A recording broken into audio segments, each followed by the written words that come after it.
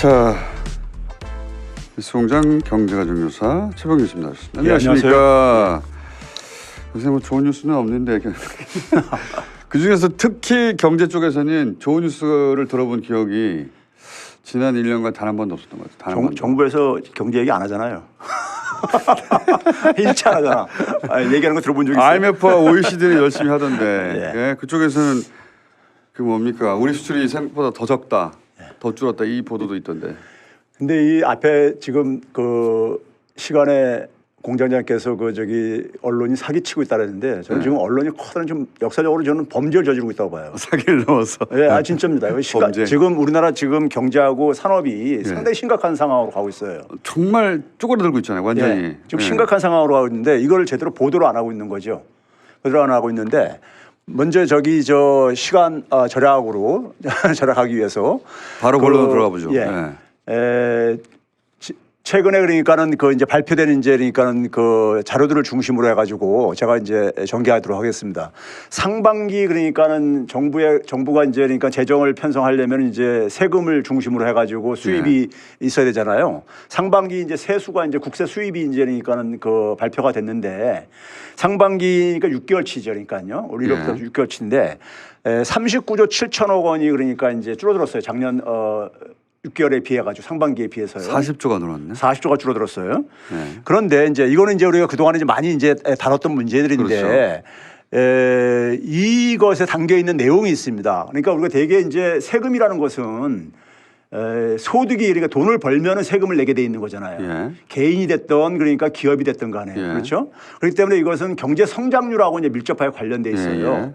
그러면 이제 올해 정부가 이제 예상하는 이제 경제 성장률이 소위 이제 물가를 고려하지 않은 그걸 경상성장률이라 그러는데 그게 이제 3.4%예요. 3.4%. 그럼 저렇게 성장을 하게 되면은 되게 작년보다도 소득이 그러니까 그만큼 증가한다는 얘기이기 그렇죠. 때문에 세금이 더 거쳐야 되는 거예요. 세금이 늘어야 되죠. 근데 왜 줄어들었느냐 이게 좀 궁금할 게 아닙니까? 그렇죠. 그러면 2018년도에 똑같이 성장률이 3.4%였던 시기가 있었어요.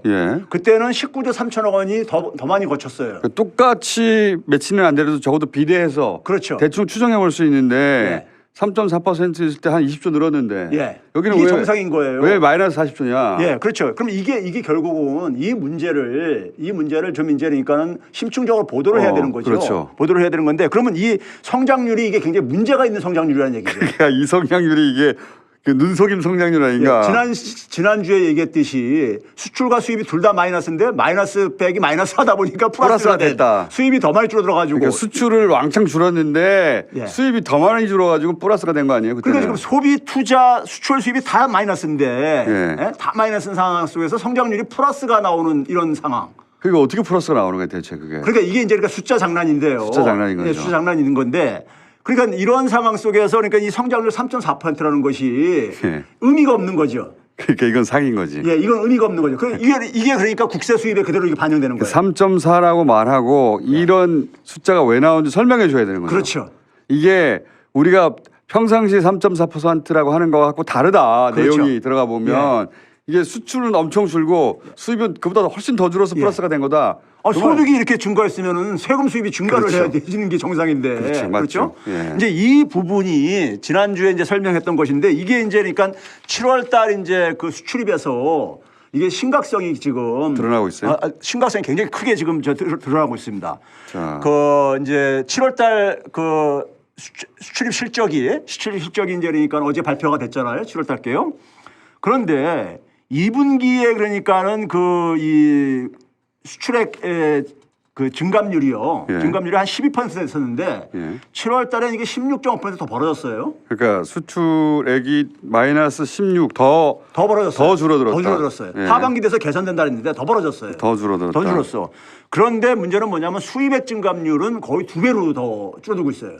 마이너스 25. 이게 바로 이제 우리가 지난주에 얘기했던 성장률이 플러스가 나오는 이게 이 그러니까 마이너스 16 마이너스 25 하다 보니까 플러스가 된 거예요. 그렇죠. 그런데 여기서 이제 우리가 중요한 게 뭐냐면은 수입액 감소에 지금 많은 언론들에서 보도하는 게 에너지 문제를 얘기를 하고 있고 작년에 이제 유가가 굉장히 많이 올라갔다가 올해 떨어졌었으니까요. 그런데 이 원유 수입액 감소 비중은 전체 수입액 감소 비중에서 오히려 줄어들고 있어요.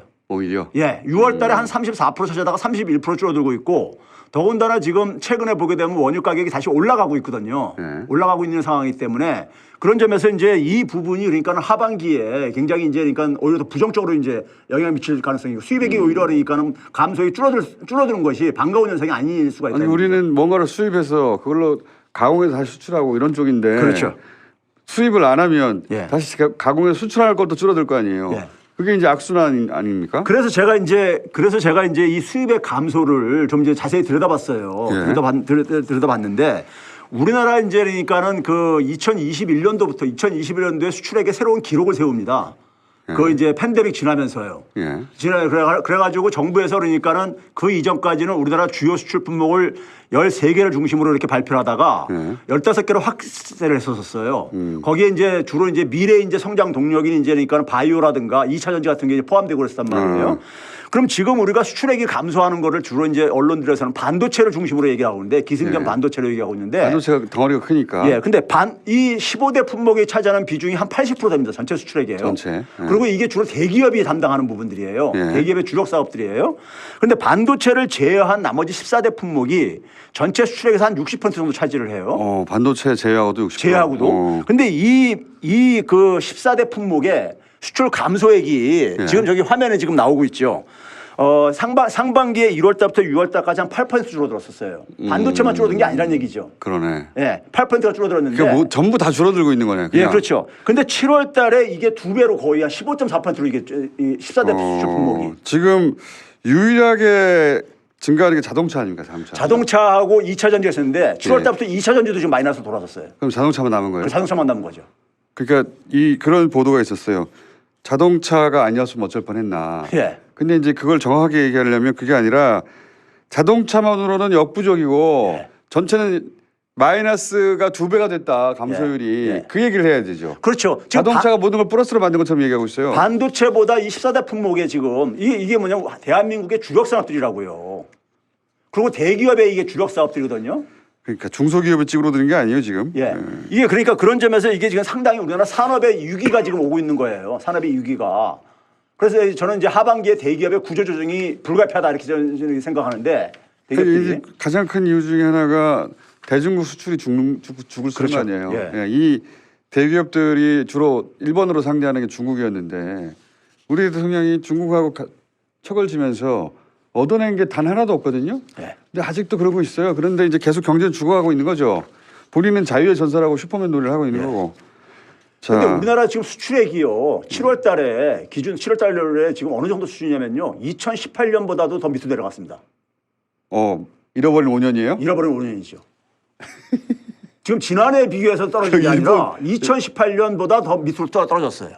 일본 경제 얘기할 때 예. 잃어버린 몇 년 얘기했는데 그 잃어버린 5년이 지금 발생했네. 네. 그렇죠. 5년 전보다 나빠요? 그렇죠.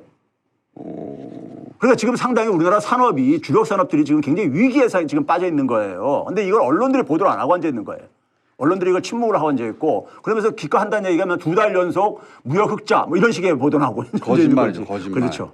이 무역 흑자의 내용이 굉장히 이게 위험한 무역 흑자인데 악성 무역 흑자죠. 그렇죠. 예? 예? 수출보다 수입이 더 많이 줄어들어가지고 생기는 무역 간단하게 흑자인데 보여주면 돼요.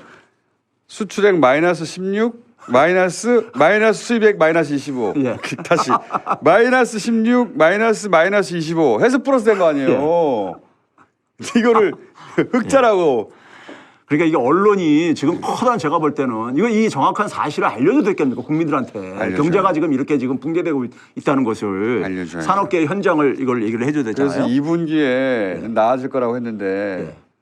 그때부터도 교수님 2분기에 나아질 리가 없다고 했는데 그렇죠. 다시 지금 그게 실현되고 있어. 지금 하반기에 더 나빠지고 있잖아요 지금요. 더 급속도로 지금 더 나빠지고 있어요. 더 나빠. 7월 달에 지금 가고 있으니까요. 숫자는 계속 나빠지고 있고 예. 수입액은 줄어들고 수출액도 줄어들고 근데 수입액이 더 줄어들어서 플러스 착시를 보여주고. 그렇죠.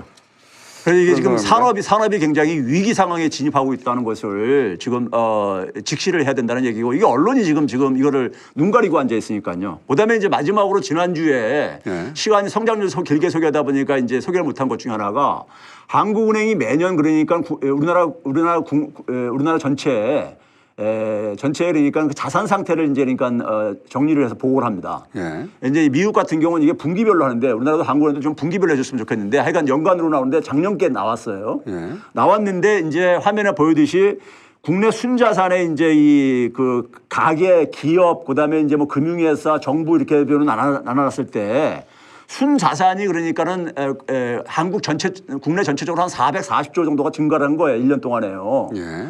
근데 가계만 한 318조 원이 줄어들었어. 가게만. 가계만. 가계와. 기업은 그 2배인 한 600조 이상이 증가를 했는데. 가게 그러니까 개인들 재산이 줄었다는 얘기네요. 그렇죠. 예. 그러니까, 작년 한 해만 예. 하더라도. 이게 지금 뭐냐면은 올해는 더 줄었을 것 같은데. 이게 뭐냐면 처음 있는 현상입니다. 처음 있는 현상이에요. 이것도 처음 있는. 예. 근데 이게 보게 되면 아주 대조적인 게 기업은 그 2배가 증가했잖아요. 기업이 예. 두 배가 증가하는 상황 속에서 가계가 지금 찌그러들고 있는 거죠. 자산이 그러니까요. 그래서 이제 그런 점이 이제 우리가 지금 주목을 해야 되는데 이걸 이제 그 다음 주로 한번 보여줘 보세요. 다음 주로 보여주시게 되면은 실제로 보게 되면은 2021년도까지 보게 되면 가계가 순자산을 차지하는 비중이 좀 증가를 했었어요. 예. 증가를 했는데 그게 다시 이제 후퇴를 하고 있는 거죠.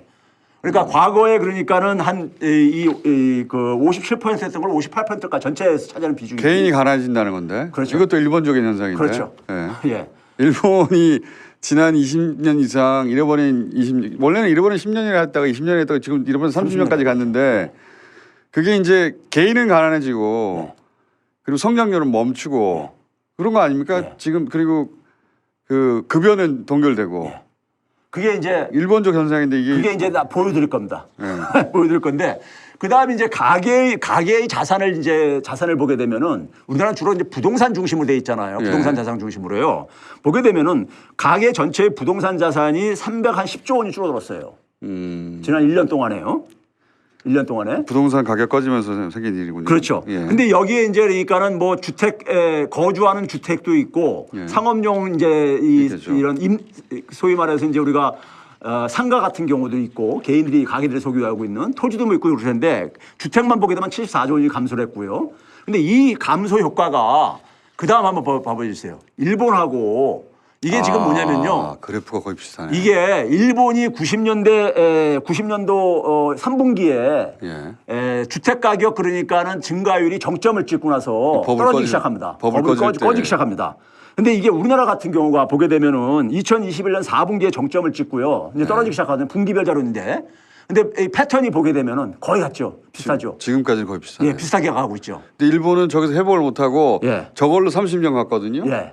근데 이제 교수님은 지금 최근에 수출이라든가 예. 경제 상황이 더 나쁘다는 거죠. 일본보다. 더 나빠서 저게 다시 올라가는 게 아니라 저런 일본의 그래프를 따라가는 거 아닌가? 그런 전조현상처럼 보이는데 예. 대처를 잘못하면 예. 지금부터 그런 말씀이신 거죠. 근데 이제 이 부분이 이 부분에서 그런데 지금 대응하고 있는 정부라든가 통화당국의 대응이 일본과 똑같아요. 보시면 돼요. 90년대? 예. 그러니까 교훈을 얻어야 되는데 똑같이 대응을 해. 하는 게 보게 되면요. 자, 그다음에 이제 한번 넘겨줘 보세요. 이걸로 인해 가지고 이제 각 경제 주체들이 대응을 하는 게 이제 예. 소비 생산에서 보게 되면 이게 이제 소비와 관련된 거예요. 소매 판매. 보게 되면 이제 빨간색이 일본이고 파란색이 한국입니다. 예. 이것도 거의 비슷하게 가고 앉아 있죠. 흐름이요. 흐름이 비슷하게 가고 있어요. 소매 판매도 이제 같이 소비도 줄이기 시작합니다. 네, 줄이기 시작하고요. 그 다음에 이제 생산을 한번 보여줘 보세요. 소비를 줄여야 되겠죠, 당연히. 이게 이제 빨간색과 이제 그러니까 파란색이 이제 그러니까 이 일본과 한국인데 생산 이것도 이제 그러니까 변화율입니다. 생산의 변화율도 그러니까 주택 가격 하락 전후로 해가지고 그러니까요. 이게 비슷하게 가고 앉았잖아요, 지금 그러니까요. 예? 지금 1, 2, 3, 4 이 가로축이 뭡니까? 이게 그러니까는 주택 가격 하락을 아까 이제 앞에 주택 가격 하락 증가율을 제가 소개했었잖아요. 예. 그 시기가 일본은 90년대부터고 예. 우리나라는 이제 그러니까 2020년부터 했으니까는 그걸 이제 겹쳐놓은 거구나. 겹쳐놓은 거죠. 알겠습니다. 겹쳐놓다 보니까는 이렇게 하는 거고요. 그래서 이제 소비와 생산 패턴도 비슷하게 가고 있고. 그러니까 일본은 90년대부터 그래프를 그린 것이고 예. 우리는 이제 2020년 말부터 이제 이렇게 그래프를 그려서 겹쳐봤더니 비슷하게 가고 있다는 얘기죠.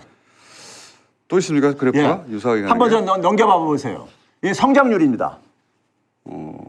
성장률이 지금 이제 우리 파란색 이제 성장률이 이제 분기별로 나오다 보니까 이게 연별로 이렇게 나오고 그러다 보니까요. 이렇게 된 거고 그런데 이제 문제는 뭐냐면은 지금 유지는 많은 그래프들이 대동소이한 그 곡선을 그리고 있다. 그렇죠. 꺾이를 보이고 있다. 일본에 그러니까는 예를 들면 우리나라가 지금 이 가계의 부동산 가격 하락이 처음 있는 현상이거든요. 부동산 자산 가격이. 그러니까 지난 그러니까 우리가 수십 년간에 있어서 처음 겪는 현상이란 말이에요. 그러니까 이게 이 충격이 과거에 그러니까 부동산 시장의 변화하고는 다르다는 거죠. 예? 그걸 지금 감지하신 거고 교수님은 그렇죠. 예. 그런 것 같다라고 예. 지금 예. 감지하신 거고. 그래서 근데 이제 문제는 뭐냐면 일본보다 지금 상황이 더 안 좋은 것은 예. 이제 마지막 이게 이제 일본의 90년대 수출액입니다. 일본은 수출은 잘 됐죠. 증가하고 있잖아요. 예. 근데 우리는 지금 고꾸라지고 앉아 있잖아요. 수출도 나빠. 고꾸라지고 앉아 있잖아요. 지금요. 예?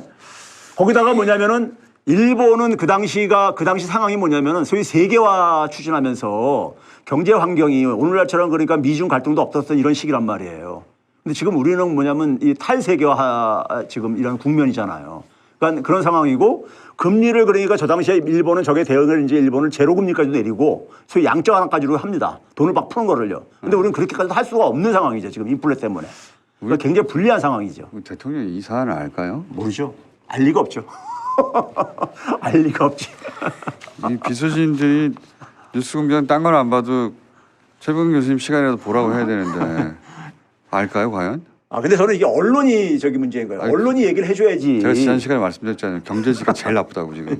언론이 범죄를 저지르고 있어요. 범죄를 사실은. 경제지들이 지금 이런 대목들 조목조목 짚어가지고 경종을 울리고 공무원들로 그렇죠. 하여금 대비하게 그렇죠. 만들고 정부로 하여금 긴장하게 만들어야 되는데 대통령이 이걸 모르면 일단 그럼 긴장이 안 되잖아요. 네. 본인은 해외 나가면 기분 좋대지 않습니까? 해외 나가서 그리고 맛있는 거 7월달 먹고 수출액을 막 가지고 2개월 연속 흑자 이렇게 보도를 하고 앉아 있는 사기치고 있는 거지, 완전히. 언론이 그러니까 이건 역사적으로 제가 범죄를 저지르고 있다니까요. 사기치고 있는 범죄를 거죠. 저지르고 있는 거예요. 언론이요. 다음 달에도 그러면 저희가 이름 적어가지고 기자 이름 적어둡시다. 예. 발표하고 기록을 해야 되겠어요. 사기치고 있는 거지 정말. 기록을 해야 되겠습니다. 이거는.